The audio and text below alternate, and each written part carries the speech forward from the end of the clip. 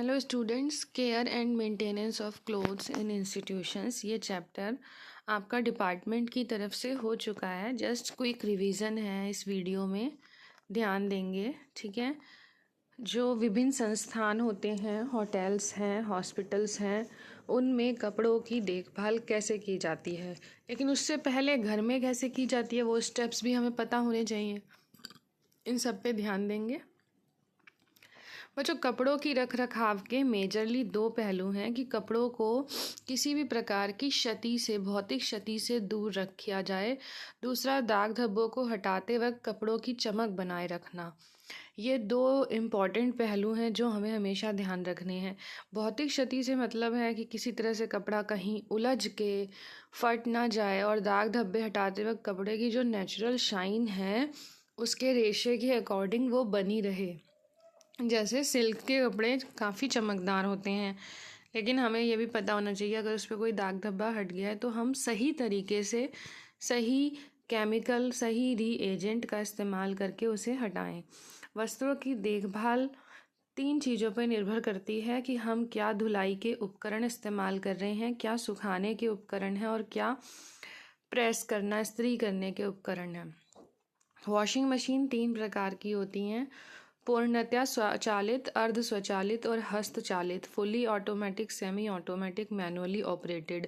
Fully automatic में बर्तन को कुछ नहीं करना होता, एक बार सेटिंग्स कर देनी होती है और उसके बाद सारा काम मशीन करती है। सेमी ऑटोमेटिक में बीच में इंटरप्शन ज़रूरी होता है एक व्यक्ति का बीच में, जैसे कि कपड़े अगर धुल गए हैं तो उसे दूसरे टब में डालना, सुखाने वाले में। मैनुअली ऑपरेटेड में पूरा का पूरा काम बस मशीन धोने का काम करती है कपड़ों को, उसके बाद उसे खंगालना, निचोड़ना, सुखाना सब व्यक्ति के द्वारा किया जाता है। मशीन कैसे काम करती है उसके स्टेप्स, जो मशीन्स घर में काम करती हैं वही इंस्टीट्यूशंस में, संस्थान में भी काम करती हैं। लगभग सेम स्टेप्स आपको मिलेंगे।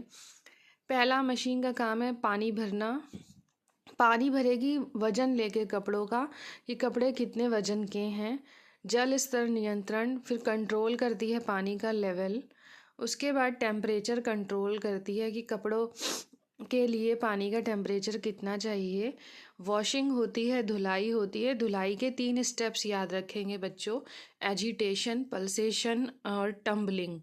ठीक है, इनको आप एजिटेशन को भी हिंदी में लिख सकते हैं, इंग्लिश वर्ड को हिंदी में लिख सकते हैं, कोई प्रॉब्लम नहीं है। स्पंदन और अवपातन आपको याद नहीं होता है तो।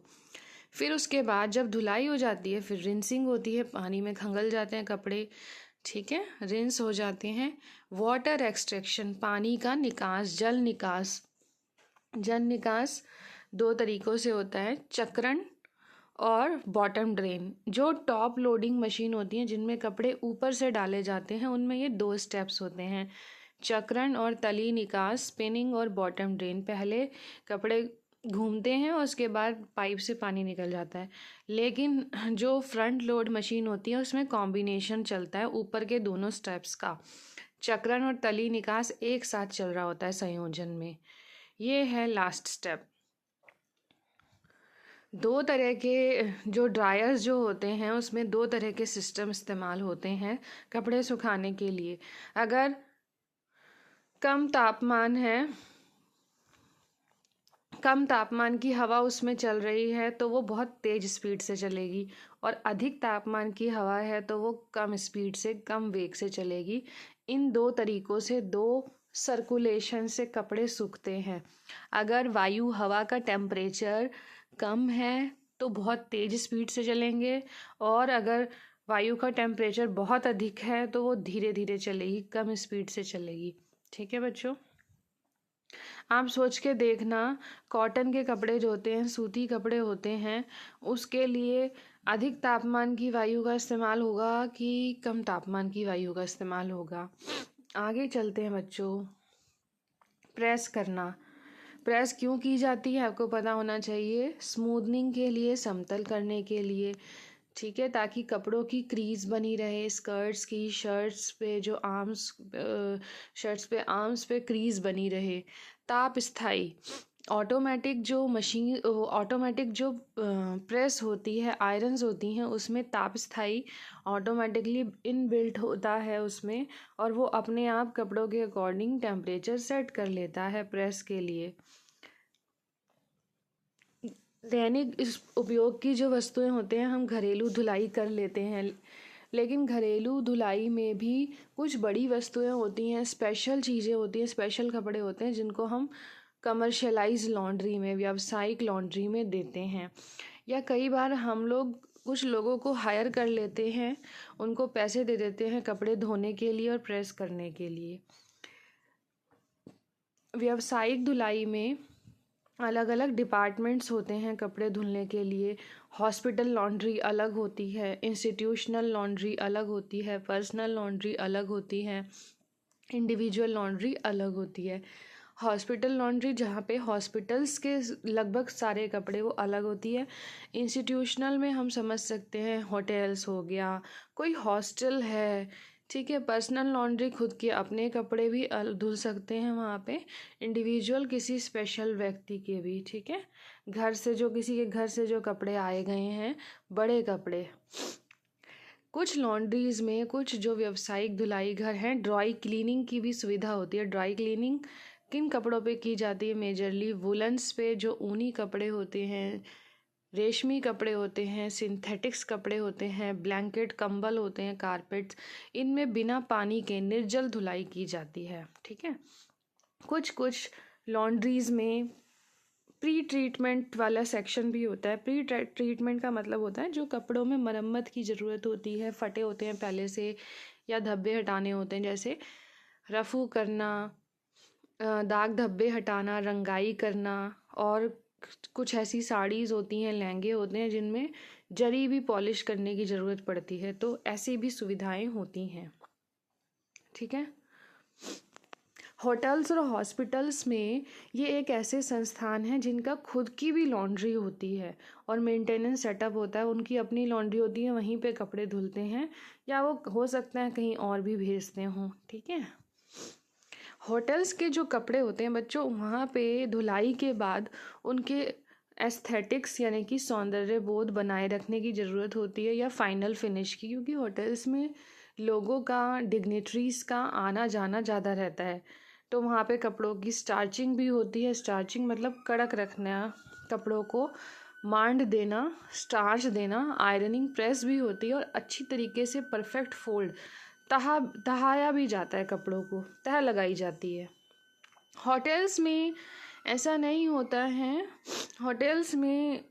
होटल्स में इसके अलावा जो गेस्ट आए हुए होते हैं उनकी पर्सनल लॉन्ड्री भी होती है, उसका भी स्पेशल ध्यान रखा जाता है।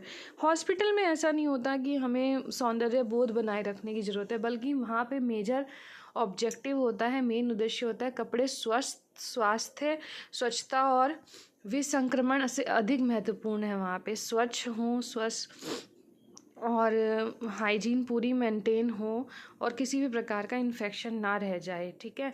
हॉस्पिटल्स में इन्हीं चीज़ों को लेते हुए कई बार डिस्पोजेबल आर्टिकल्स भी इस्तेमाल किए जाते हैं कि यूज़ किए और फेंक दिए या जला दिए जाए, ठीक है।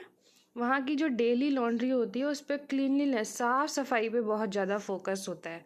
स्टेप क्या है यहाँ पे भी, संस्थानों में भी कपड़े धुलाई के पहले कलेक्शन होता है लॉन्ड्री का, जो गंदे कपड़े होते हैं हॉस्पिटल के अलग अलग डिपार्टमेंट से, या हॉस्पिटल में एक लॉन्ड्री के कपड़ों का एक डिपार्टमेंट बना दिया होता है।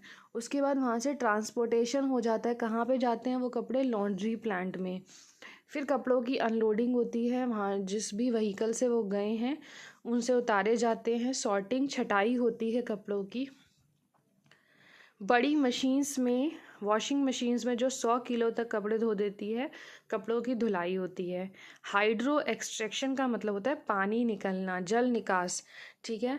तो लगभग 60% तक कपड़ों में से पानी निकल जाता है। और कितनी स्पीड से घूमते हैं वो? 600 से 620 आरपीएम। आरपीएम होता है रोटेशन पर मिनट। फिर कपड़ों की प्रेस की जाती है, फोल्ड, तह लगाई जाती है, स्टैकिंग, ढेर लगाया जाता है। अगर किसी कपड़े में कुछ सुधार करना है, कुछ मरम्मत की ज़रूरत है तो वो किया जाता है। अगर कपड़ा फट गया है, ख़राब है, तो उसे कंडम किया जाता है, मतलब उसे हटा दिया जाता है, अलग कर दिया जाता है। कपड़ों की पैकिंग होती है और फिर डिस्ट्रीब्यूशन, उनको बांट दिया जाता है, ठीक है, जहाँ से वो लाए गए हैं। तो इस तरह से ये क्विक रिवीजन है आपकी वीडियो की।